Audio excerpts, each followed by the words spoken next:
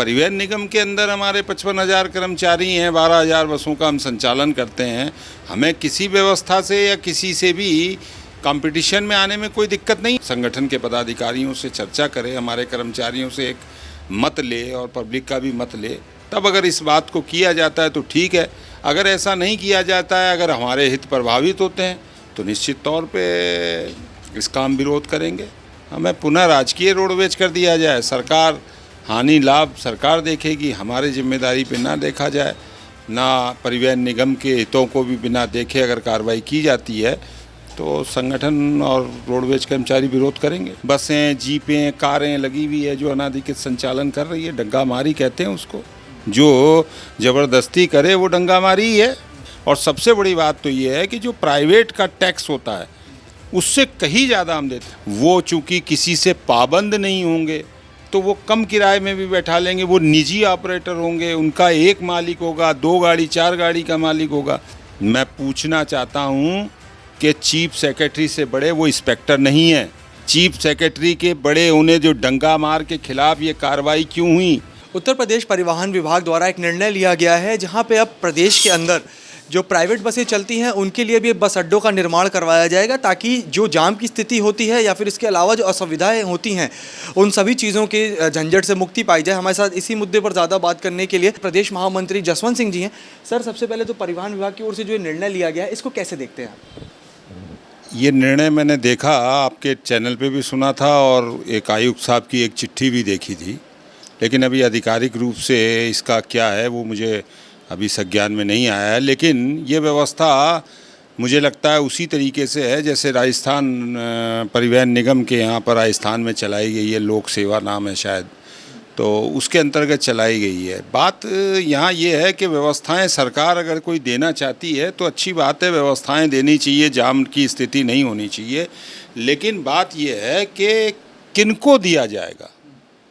उन लोगों को जो अनाधिकृत संचालन कर रहे हैं, या उनको कि उनके पास परमिट है, या कोई ऐसी कोई विस्तृत योजना बनी है कि, या फिर केवल ऐसे डग्गा मार संचालन करता अवैध बसें और जीपें कारें चलाने वालों को सुविधा दी जा रही है?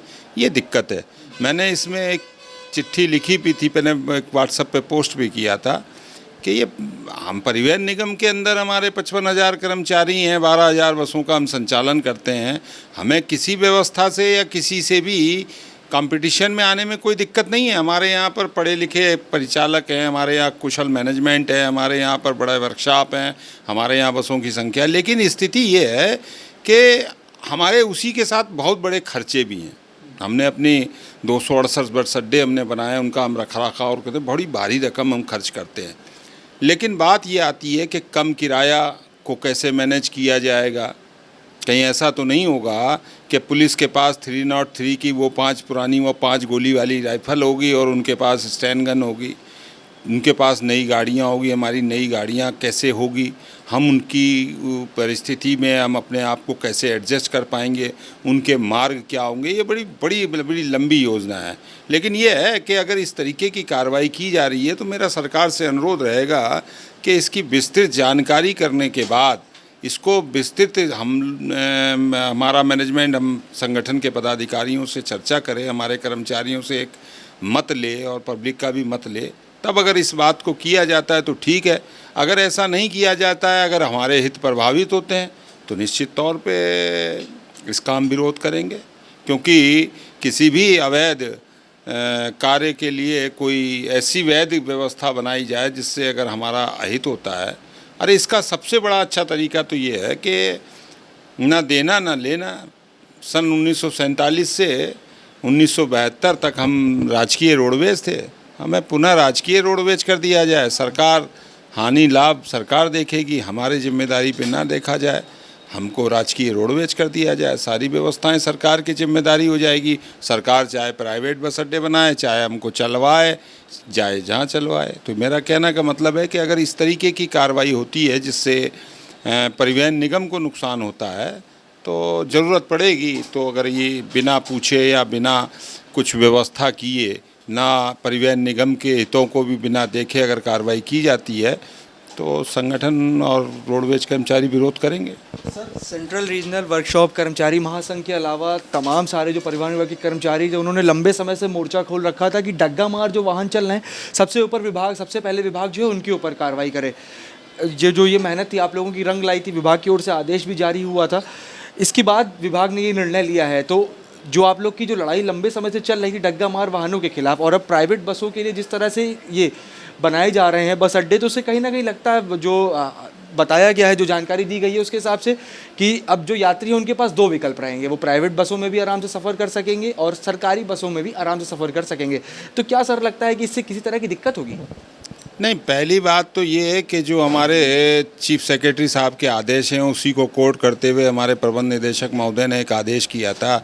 जिलाधिकारी, पुलिस आयुक्त, पुलिस वरिष्ठ अधीक्षक, उसका कोई असर तो दिख नहीं रहा।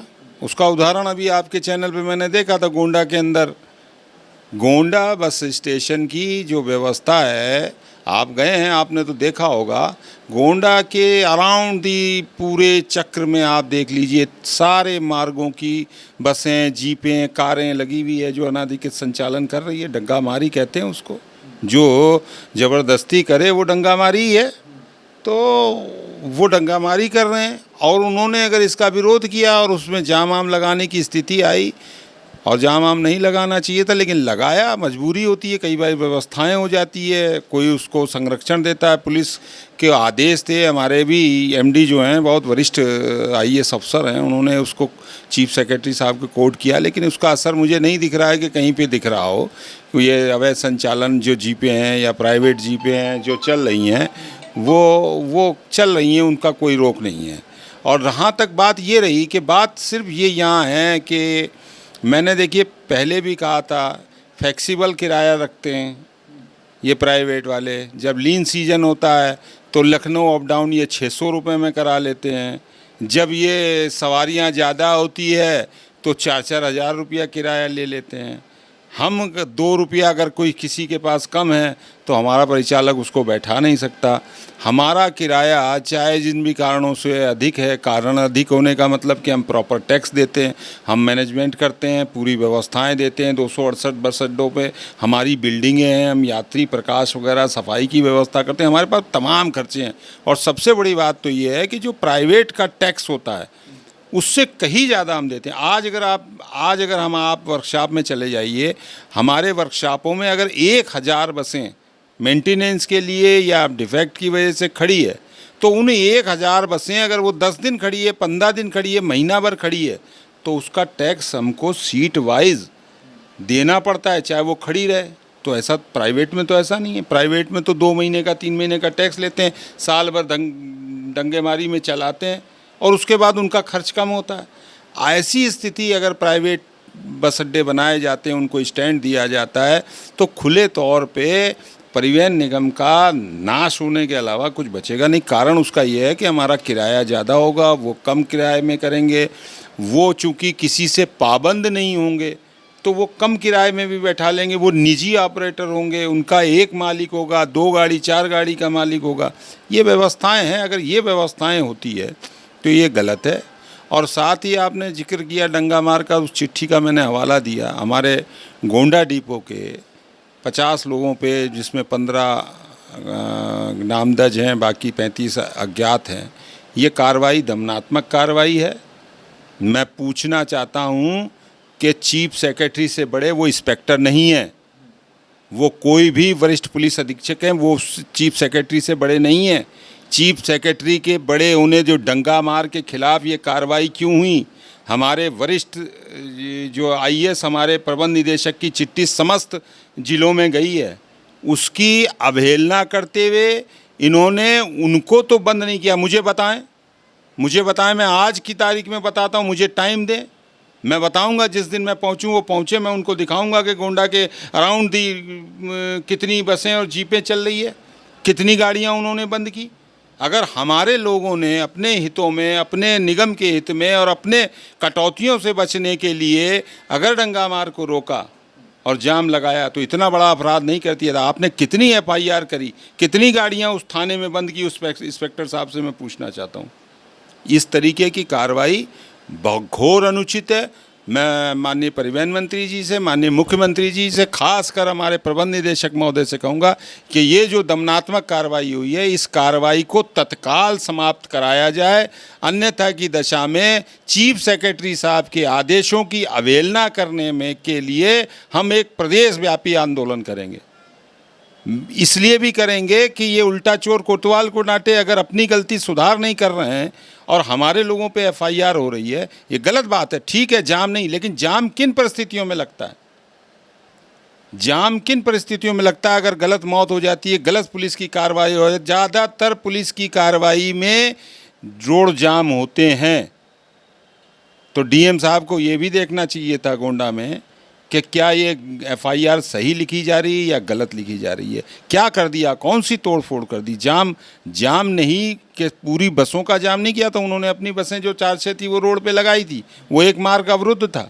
इनको व्यवस्था करनी चाहिए थी, क्यों नहीं हुआ? उस व्यवस्था को सुधार करके कार्रवाई होती। इतनी बड़ी कार्रवाई क्यों होती? ये नहीं हो सकती थी। मैं ये कहना चाहूँगा कि इस प्रशासन का कहना था कि परिवहन विभाग के जो कर्मचारी थे वहाँ पे उपद्रव कर रहे थे, जिसके बाद उनके ऊपर कार्रवाई जो है प्रशासन को करनी पड़ी। कैसे देखते हैं? कौन सा उपद्रव? मैंने तो आपकी टीवी की बाइट भी देखी थी, और भी तमाम लोगों ने डाली थी। कितनी गाड़ियां तोड़ दी गई, कितने सर फाड़ दिए गए, कितने लोगों को कत्ल कर दिया गया, कितने लोगों के ऊपर लाठी डंडा चला दिया। उपद्रव क्या है? अगर देश का संविधान है, अभिव्यक्ति की आज़ादी है, नाराज़गी और खुशी जाहिर करने का अधिकार है। हमारे लोगों ने नाराज़गी जाहिर की, और जिंदाबाद और मुर्दाबाद ये सैद्धांतिक है। ये कि अगर हम गुस्सा होते हैं तो मुर्दाबाद भी कर देते हैं, जिंदाबाद भी कर देते हैं। मैं किसी भी जाम को या किसी भी उपद्रव को संरक्षण नहीं दे रहा, लेकिन ये कार्रवाई घोर अनुचित है। ये टोटल परिवहन निगम के खिलाफ है, मानवता के खिलाफ है, देश के संविधान के खिलाफ है, कानून के खिलाफ है। इसको तुरंत वापस होना चाहिए। इसके अंदर इसकी कार्रवाई पे तत्काल रोक लगानी चाहिए। नहीं तो निश्चित तौर पे इसका असर पड़ेगा, आगे तक लोग बढ़ेंगे, वो अनुचित होगा। और हम भी नहीं चाहते। और माननीय मुख्यमंत्री जी से और माननीय परिवहन मंत्री जी से और मंत्री साहब से मैं पुनः गुहार लगाता हूँ कि ऐसी कार्रवाई, दमनात्मक कार्रवाई जो हुई है, ये गलत है। उन कर्मचारियों का व्यक्तिगत कोई लड़ाई नहीं थी, परिवहन निगम का हित उनकी लड़ाई थी। परिवहन निगम के हित के लिए वो ये चाह रहे थे कि डंगामार बंद होगा, अवैध संचालन बंद होगा, तो परिवहन निगम को लाभ होगा और कर्मचारियों की कटौतियाँ नहीं होगी। तो जसवंत सिंह जी ने साफ तौर पे बताया है कि जो परिवहन विभाग की ओर से एक नई योजना की शुरुआत की जा रही है, जिसमें प्राइवेट बसों के लिए भी बस अड्डे बनाए जाएंगे। तो इसके लिए उन्होंने बताया है कि परिवहन विभाग के तमाम सारे कर्मचारी संगठन हैं और उनमें जो पदाधिकारी हैं उनके साथ अगर बैठकर इसकी रणनीति और योजना बनाई जाए तो इससे परिवहन विभाग को ही फायदा होगा। वहीं दूसरे उन्होंने ये भी बताया है कि गोंडा में जिस तरह से परिवहन विभाग के कर्मचारियों के ऊपर कार्रवाई हुई है, अगर उस कार्रवाई को वापस नहीं लिया गया तो जो उत्तर प्रदेश परिवहन विभाग के कर्मचारी हैं वो एक बड़े महाआंदोलन की शुरुआत करेंगे। विजय विवेक के साथ उमंग पांडे, टीवी, लखनऊ।